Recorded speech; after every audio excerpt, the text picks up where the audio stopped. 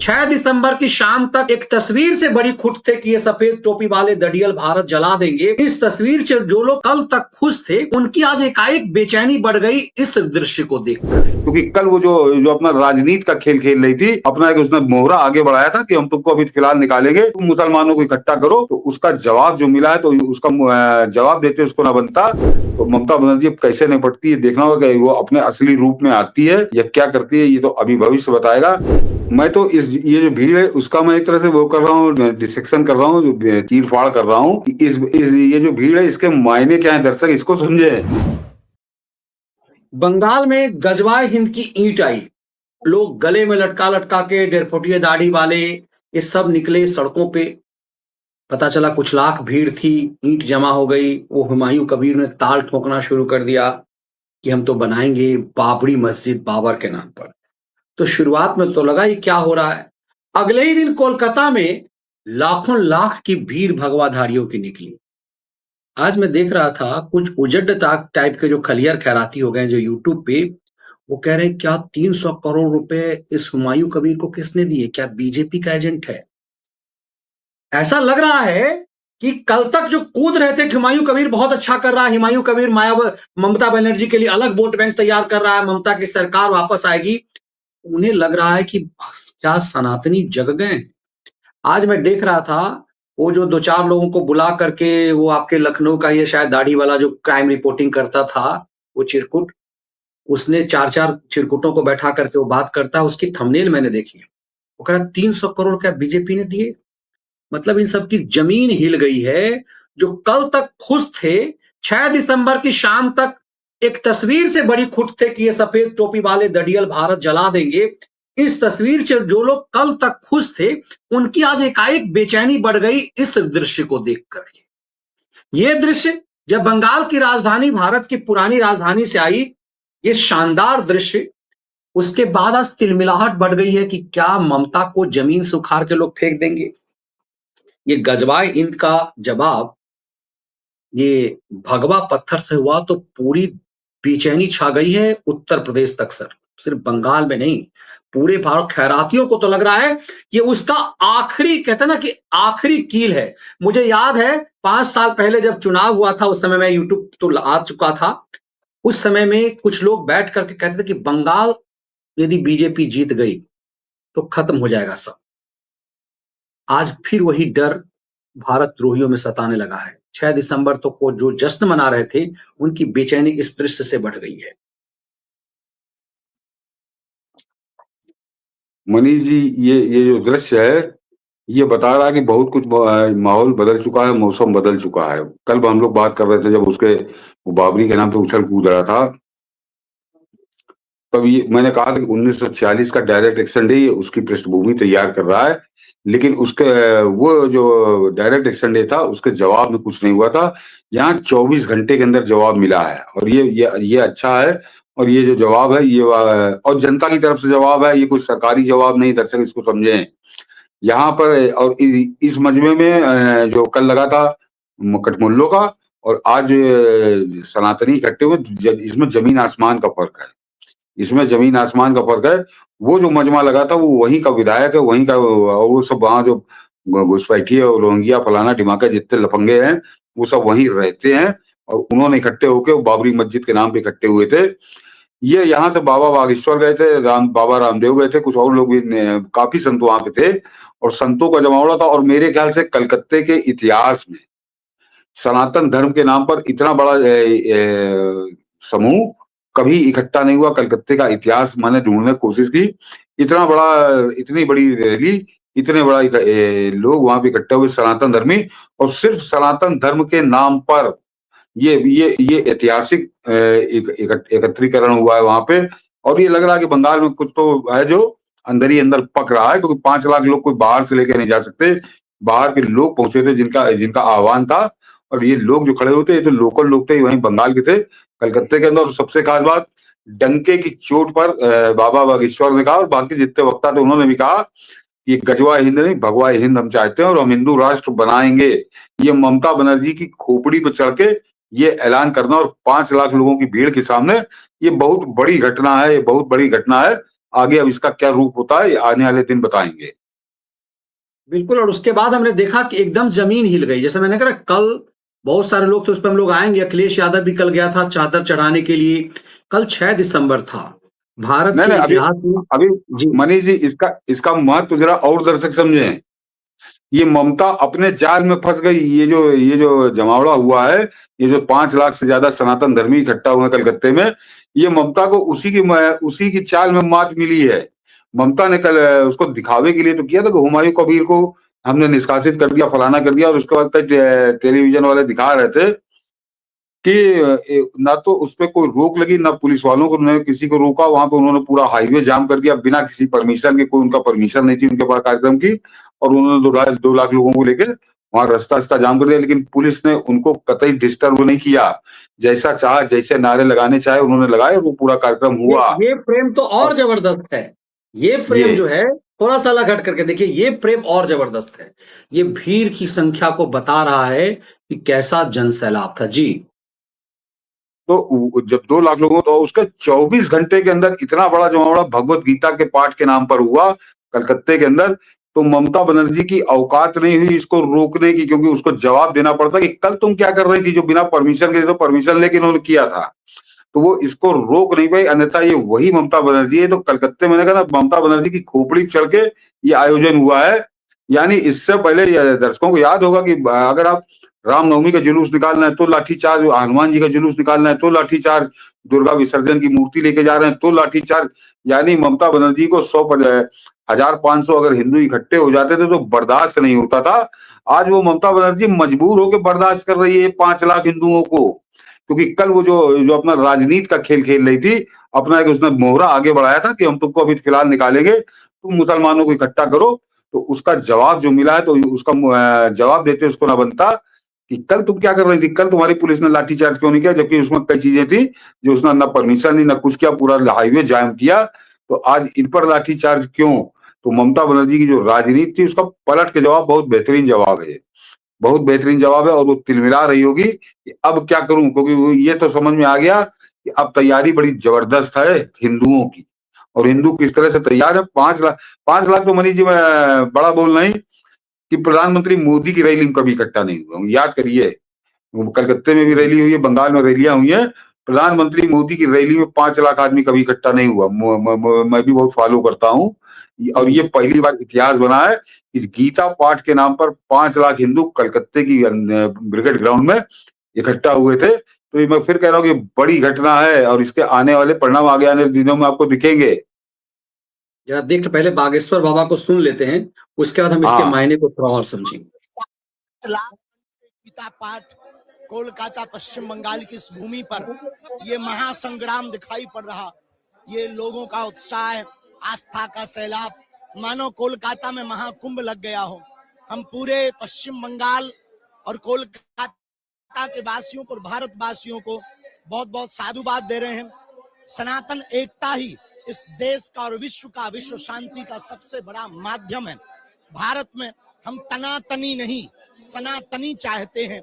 भारत में हम गजवाए हिंद नहीं, भगवाए हिंद चाहते हैं। आज एक भारत में हम तनातनी नहीं सनातनी चाहते हैं, हम भारत में गजवाए हिंद नहीं भगवाए हिंद चाहते हैं।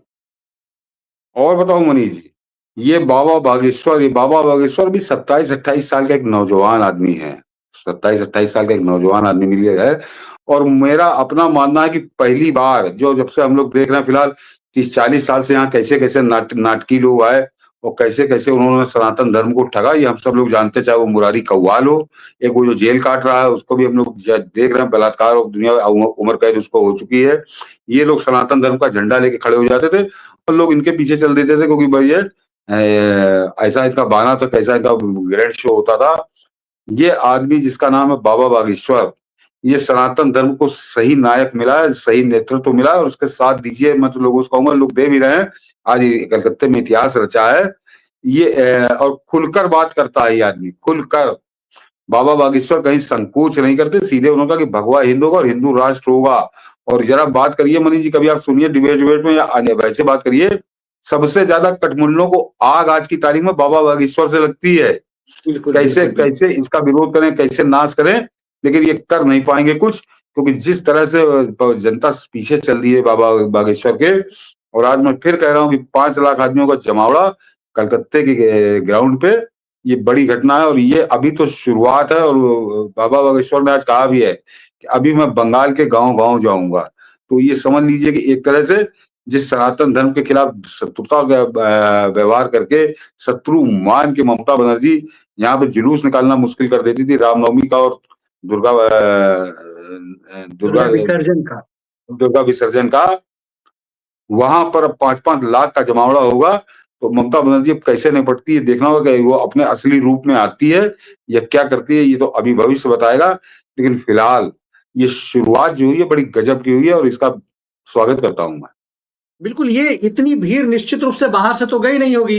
ये तो कोलकाता के ही, बंगाल के ही भोले मानुस हैं, जिनके बारे में लोग कटाक्ष करते हैं। तो क्या बंगाल का भोला मानुस अब जग गया है इन जिहादियों को देख करके? क्योंकि मैं फिर लिंक जोड़ रहा हूं सर, आप उन चिरकुटों को पहचानते होंगे। वो सब यूट्यूब पे एक समय में बड़े-बड़े चैनलों पे थे, दुकान बंद हो गई, तो सब पूरा गैंग उतर चुका है हिंदू विरोध में, भारत विरोध में।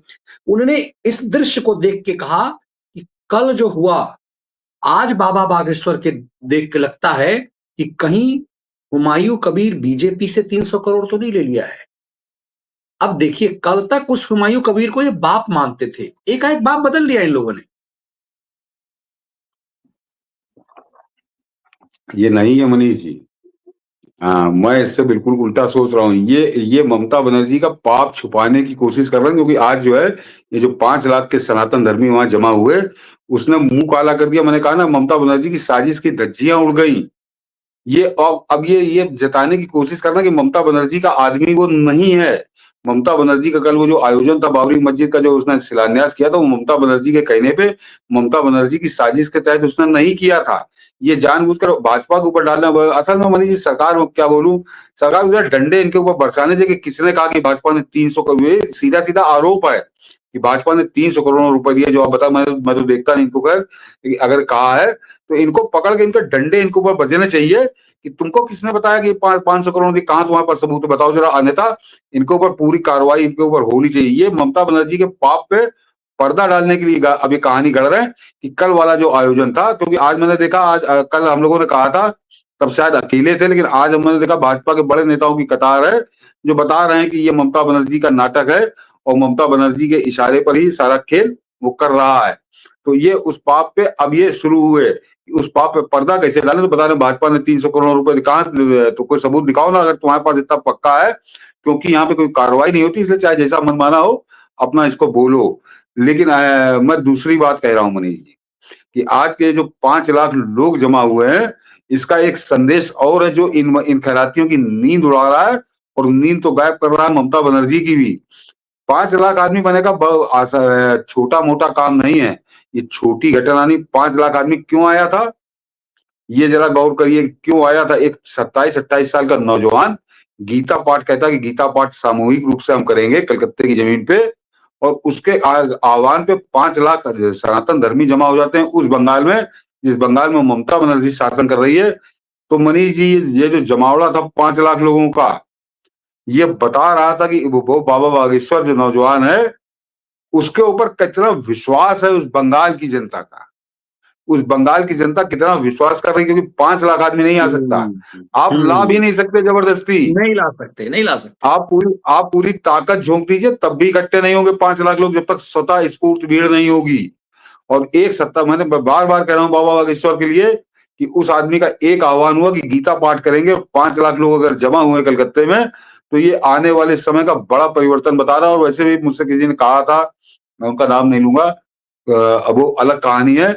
उन्होंने कहा था बाबा बागेश्वर आने वाले समय में हिंदुस्तान में एक नया इतिहास लिखेंगे। तो धीरे धीरे घटनाक्रम जिस तरह के घटते जा रहे हैं, मुझको लग रहा है कि उसी दिशा में बढ़ रहे हैं जिसमें जिस संदर्भ में उन्होंने मुझसे आज से साल 1.5 साल पहले बात कही थी। जिस समय याद होगा जो पर्चा निकालने वाली बात होती थी मनीष जी, ये पर्चा पढ़ देते हैं, उस पर भी आपको याद होगा बड़े खैराती आ गए थे, बड़े वामपंथी कूद गए थे कि तो सब लोग कर सकते, कर को नहीं पाया, वो अकेले ही बचे हो। जो वो एक उनको हनुमान जी की कृपा है, और हनुमान जी की कृपा है तो फिर उसके आगे कुछ कहना नहीं। लेकिन अभी जो कमाल वो दिखा रहे हैं, तो ये आगे अगर ये कमाल चला तो ममता बनर्जी अपने सारी साजिश उसकी कल तक मैं कह रहा था, लेकिन आज जो मैंने नजारा देखा है कलकत्ते की ग्राउंड पे, उसके बाद तो लग रहा है कि सब चापर। और एक कहावत है, वो कहावत का हमारा क्या कहूँ उसको, एक दोहा ही कह लीजिए कि जा पर कृपा राम की हुई ता पर कृपा करे सब कोई। और भगवान राम की असीम कृपा है हनुमान भक्त बाबा बागेश्वर में, ये मेरा आंख मूंद के मानना है। और आज उसका एक हल्की सी झलक हम लोगों ने कलकत्ते की ग्राउंड पे देखी है। बिल्कुल, और ये झलक ऐसी थी जिसने ममता की चूलें हिला दी है। कहते हैं ना, ममता के मुंह से बकार नहीं निकलता, मैथिली शब्द है, नहीं बंगला निकल बंगाली बिल्कुल समझते हैं। ममता के मुंह से पहली बार ममता के मुंह से बकार नहीं निकल रहा है, शब्द नहीं निकल रहे नहीं, हैं। और बोलती ये बंद है। भी बोलती बंद है, जिसको ऐसे कहते हैं ना, बोलती बंद है। तो समझ लीजिए, जो बदमिजाज ममता बनर्जी गाली गलौज से नीचे की भाषा नहीं बोलती थी, बाबा बागेश्वर सरकार की इस गीता पाठ में ऐसी भीड़ देखकर, और उसमें बताया जा रहा है कि उसमें पश्चिम बंगाल के राज्यपाल भी थे। तो आप संदेश समझ जाइए कि संदेश कहां तक जा रहा है। ये नहीं, चूल्हे हिला मैं तो इस ये जो भीड़ है उसका मैं एक तरह से वो कर रहा हूँ, डिसेक्शन कर रहा हूँ, जो चीर फाड़ कर रहा हूँ कि इस ये जो भीड़ है इसके मायने क्या है, दर्शक इसको समझे कि 5 लाख की भीड़, और वो भी बंगाल ऐसी जगह पे जहाँ पे बाबा बंगाल बागेश्वर ऐसी मेरे ख्याल जगह। से पहली बार गए हैं, वो पहली बार गए हैं बंगाल के। हुँ, इससे पहले मैंने पहले दौरा नहीं देखा कभी कि वो बंगाल गए हों। और वहां पर वो आदमी का आह्वान करता है और 5 लाख लोग जमा होते हैं। तो ये आने वाले जो सुनामी है उसकी मैंने कहा ये बहुत छोटी सी झलक है, क्या होगा बंगाल में। बिल्कुल। इन सब का वो और नशा उतर रहा है, जिनको लगता था कि तुष्टीकरण का वोट जो हमारा, चूँकि ममता को लगता है, हम लोग कल भी ज़िक्र कर रहे थे, ममता को लग रहा था कि तुष्टीकरण की भीड़ हमारी बपौती है। ये 33% तो हमारी बपौती हो गई, और मुश्किल से 5 से 6% हिंदू चाहिए, उससे ज़्यादा चाहिए भी नहीं। इसलिए हिंदू को जलील करती थी, सनातनी को जलील करती थी। चमचा टाइप के जो खैराती कुछ जो भोले मानुस थे, वो ममता बनर्जी की चमचागिरी करते थे, वो कार्यकर्ता बने हुए थे। 33% ठोक वो थी। अब 35% मान लीजिए, 32% ही कह लीजिए, यदि वो थोक में यदि इनको गिर रहे थे, 5-7% में 37% तो काफी होता है सरकार बनाने के लिए। लेकिन जब हिंदू पोलराइज होने लगा, तो इनको डर लगा कि अब ये 40% से भी काम, 45% से भी काम नहीं चलेगा। इसका मतलब है कि पूरा जिहादी यदि वोट दे भी देगा, तब भी ममता नहीं बनेगी। इसीलिए नहीं बनी। ये षड्यंत्र इसने हुमायूं कबीर से करवाया है। ये और उसी पे पर्दा डाल रहे हैं जो खराती, जिनका आप बता दो पर्दा डाल रहे हैं ममता बनर्जी के उस पाप पे। लेकिन मैं इनका अभी कल से एक राग ये और अलापेंगे, तो उसका मैं जरा हम्म, एडवांस में जवाब दे दूं, दर्शक भी याद कर लें उस जवाब को। ये कल ये सब वही काम करेंगे कि एक साधु आदमी राजनीति क्यों कर रहा है, हाँ, ये राजनीति में धर्म क्यों ला रहा है, ये तो बड़ा खतरनाक है। ये 2 मुद्दे ये लाएंगे। तो इसका जवाब इनको जूते ऐसा दीजिए कि इस देश में फूलन देवी डकैत राजनीति कर सकती है, इस देश में हत्यारे राजनीति कर सकते हैं, इस देश में अबू आजमी राजनीति कर सकता है, इस देश में 80-80, 90-90 मुकदमों में फंसा आजम खान राजनीति कर सकता है। यहाँ पे संविधान जलाने वाला, भारत माता को डायन कहने माफिया वाला आजम खान मुख्तार कर सकता है, अतीक अहमद कर सकता है, हत्यारा कब एसिड में गलाने वाला शहाबुद्दीन कर सकता है। कर सकता है। बाकी तो बाबा बागेश्वर क्यों नहीं कर सकते हैं, एक क्यों नहीं साधु कर क्यों नहीं सकता। कर सकता, साधु डंके की चोट पकड़ना चाहिए, उसको लीड करना चाहिए आगे आके। कोई आपत्ति नहीं है, तुम अगर कर रहे हो तो उनके मुंह पे काली पोती है।